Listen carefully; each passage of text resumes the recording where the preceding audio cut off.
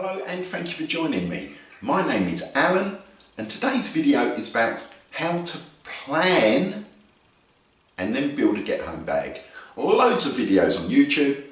I've done videos on get home bags, and what I don't really want you to do is replicate them. Don't just view the videos and copy it. What you need to do is you need to have a strategy. You need to think about it, about your own individual needs, and then make a plan and then build a get home bag. Stay with me. So the scenario is that perhaps there's been a terror attack, an act of terror, civil disorder, severe weather, that sort of thing, or even perhaps an alien invasion.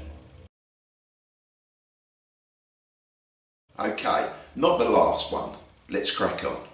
So our priorities. 1. Maintain our core body temperature, and that would be through having suitable clothing on. 2. Stay hydrated. 3. Deal with any immediate injuries, so first aid. 4. Be able to navigate. And 5, though not so important, to fuel the engine, so putting some calories into your body.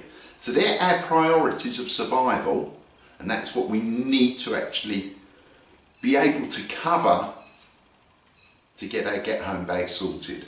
And of course, finally, the mission is to arrive home safely. So we're going to use the acronym D.R.A.T.S. Yes, I made that one up. So D, distance that we normally cover, that you normally cover. Your route that you regularly take. The area or type of area that you pass through. Transport, such as mode of, you drive in a car, using public transport. And then season, and when I say season, primarily hot or cold. So distance, how far do you normally travel? To work, to and from work, to school, whatever. Route, how well do you know your route?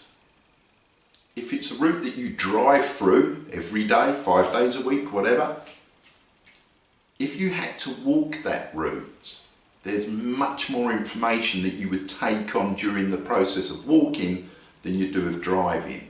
So it's imperative that you try to absorb the information about your route and what's available to you. So as you're going through, you want to be looking at the state of people's properties, perhaps the age of their vehicles, and it'll give you an idea of how they are financially. And I'm not saying that in a nasty or horrible way, but if you're going through an area that's run down, then there's likely to be more issues with crime, or at least low-level crime, you know, sort of vandalism, drug taking, drunken disorder, that sort of thing. Are you going to be travelling through parks or open spaces? During the day, a walk through the park might be quite pleasant. Of a night, it can be completely different. You could have the youth hanging about, which may or may not cause you drama, or gangs, which might be out looking for easy pickings. Are there signs that they've been hanging around, you know, discarded beer cans, broken bottles, graffiti, litter, that sort of thing? Is the area frequented by junkies or toms?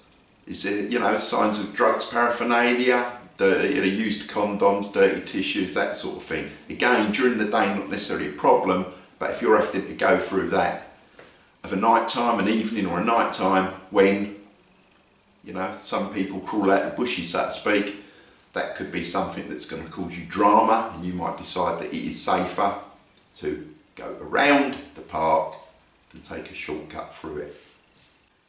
Do your routes have any choke points? And when I say choke points, they're areas that you are forced to go through, and now such as subways, footbridges, alleyways, that sort of thing. If you can't avoid them, then perhaps as you approach them, stand off and observe for a little while. Don't just take, you know, that blind corner and walk down the alleyway because you don't know if there's anyone down there, what their intentions are. if you hold back and observe it for a little while, it'll give you a better idea of what's potentially hiding around the corner. Replenishment. Obviously, shops and garages, yeah, petrol garages, shops, you can grab something to eat, bottle of water, that sort of thing. Talking of water, if your water's getting low and you need it and you can't get to shops, then allotments. I'm not saying that you're going to go and raid someone's allotment, but they've usually got water butts, so if you've got a water filter, you're good to go. Might even have a tap, so it's for drinking water. You're not doing anything else to the property, just water. Same for graveyards, churchyards. Usually have an outside tap so people, you know, can get water to put the flowers out, etc, etc.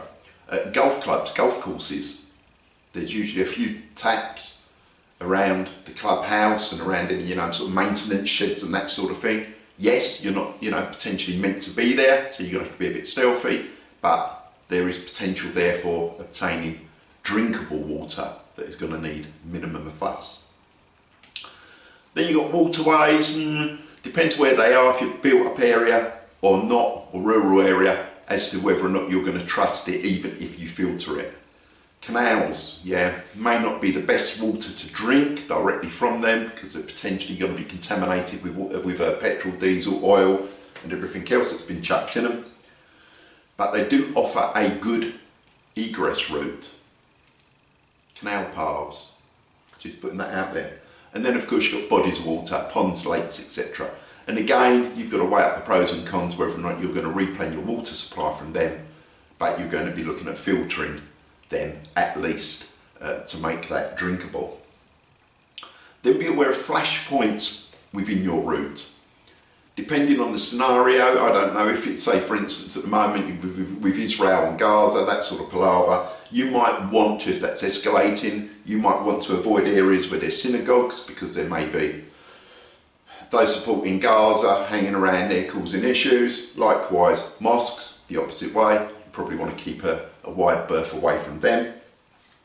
Potentially police stations, if little naughty Freddy's been arrested because he's a known scrote and he's been nicked for something, and then the locals just see it's police brutality and decide they want to go and throw bricks at things, you might want to stay away from police stations.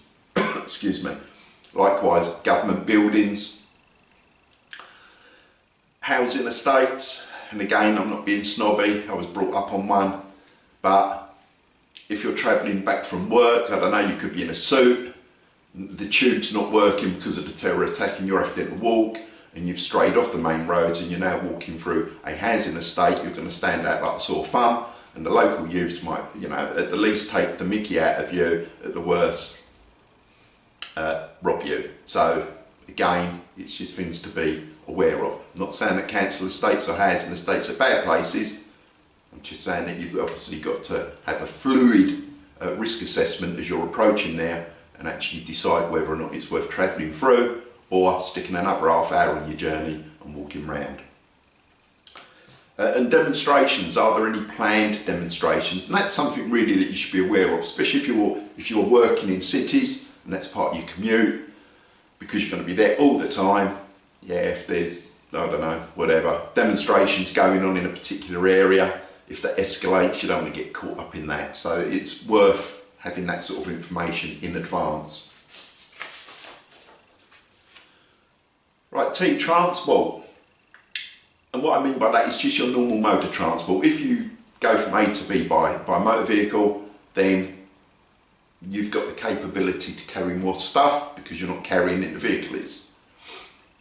If you use public transport, then you're limited to the amount of luggage, if you like, that you can carry, so you have to choose more carefully. And at the end of the day, you can get a big bag, fill it up with stuff to try and cover every eventuality, but if it's that big and heavy, you're soon going to get bored with it and you're not going to carry it onto the bus, you're going to leave it at home, and, you know, Murphy's Law says it's all going to go wrong and you haven't got your kit with you because you decided to leave it at home because it's too heavy. And then finally, S, which is season. Yeah, I'm not particularly concerned about whether or not it's autumn, spring, summer or winter, which is going to say seasons is two things, hot or cold. So make sure that you are dressed appropriately for it, but also be aware that even if it's 20, 24, 25 degrees during the day on a summer's day, it can drop to below 10 degrees overnight. So if you're walking around in your flip-flop shorts and t-shirt, at 3 o'clock in the morning you're going to be freezing your toppers off. So then you're going to perhaps think that you're going to have an insulating layer within your get-home bag. So once you can address and understand these points, then you can actually work out what you require as an individual. Minimum. And I'm not saying that I'm an expert, I'm not saying that this is correct and there's no other way of doing it, but I'm just trying to put the information out there to get you to use your brain a little bit and to plan and to be sensible. You don't need a big rucksack with an axe, a saw, loads of knives, a camping cooker, sleeping bag, a tent, GPS, a map. You know what I mean? Yeah, you do not need all that stuff necessarily. Right, so if your daily regular commute is less than 6 miles, which it could be, then worst case scenario is that's a 3-hour walk. So that's quite doable for the vast majority of people. And for that, you're just going to need to make sure that you've got adequate clothing on. Again, might be sunny. If it piddles down, you're going to get wet. So adequate clothing or some waterproofs. A bottle of water, just to keep you hydrated, especially in the summer. Cash, as much as you're comfortable carrying. Because, you know, if there's a problem with the grid, you can't tap with your phone, you can't tap with your card, and you need stuff, then cash is king, at least in the short term. So, cash. And perhaps a battery bank. If you've been at work all day and your phone's almost depleted and you're on your way home and there's drama, and you know you've got 4% left on your battery, having that battery bank can give it a bit of a boost. So you can perhaps make phone calls, you know, use the mapping software in it, that sort of thing. Next one is sort of greater than 6 miles but less than 15 miles. You're looking at a 3 to 8 hour walk, and the items, in my opinion, that you will require are exactly the same as I've already stated, but with an extra bottle of water, some cereal bars, a head torch, just in case it's dark when you're coming home, and some spare batteries. The reason I'm saying the spare batteries, your head torch, got to have batteries in it. When was the last time you put new batteries in it? Yeah, you got it on, you might have one and you think this is excellent, but the reality is it's only got a 60-minute run time and the batteries go flat. So spare batteries, a small first aid kit, and a map of the area that you'll be travelling to and from, and the surrounding area. Then if it's greater than 15 miles or less than 25 miles, you're looking at an 8 to 13 hour plus walk. So what you're going to need is everything as previously mentioned, plus a water filter so you can replenish water perhaps, a poncho or a tarp, so if you need to rest and the weather's rubbish, you can put some shelter up, and some more snacks. At this point we're still not carrying a stove and food. It's not a camping trip, we just want to get from A to B. Yeah, we want to get home as quickly and safely as possible. Then if it's going to be a distance which is greater than 25 miles, realistically you're looking at a multi-day walk. So it's going to perhaps take you 1.5 days, a couple of days, depending on your level of fitness, the terrain and the exact mileage. And in which case, again, you're going to need everything, as I've already stated, and perhaps a bivvy bag, a lightweight sleeping bag or a blanket, some food, a bit more than just the cereal bars perhaps, and something like spare socks, so you're going to need that little bit more. And then obviously, if you're saying, oh, you know, if it's 60 mile or 100 mile, then you've really got to increase your levels of food, etc, etc. Or if possible, actually cache items if it's a regular route, so you can get from A to B to C to D and replenish on the go. And of course you need a bag that is comfortable and nondescript. You need to be able to fit in. So if you're doing the, you know, the less than 6 mile walk to have a sack or a shoulder bag, that's fine for what you're going to have in it. Then the 6 mile, greater than 6 mile, 15 mile, then I'd suggest day sack. 15 to 25 mile, again a day sack. 25 miles and over is going to be a rucksack, because you're going to need the capacity to be able to carry a sleep system and more food, etc.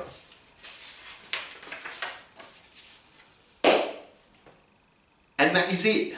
I hope it's been interesting. I hope it hasn't been immensely boring. I know it isn't, you know, here's my get home bag and here's what I carry. As I've said, there's loads of videos like that. But if you use D.R.A.T.S,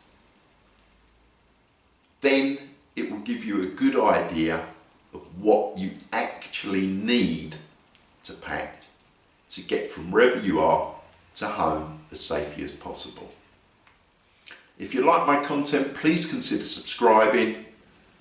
Give us one of them, and I love to read your comments. Enjoy your weekend. Stay safe.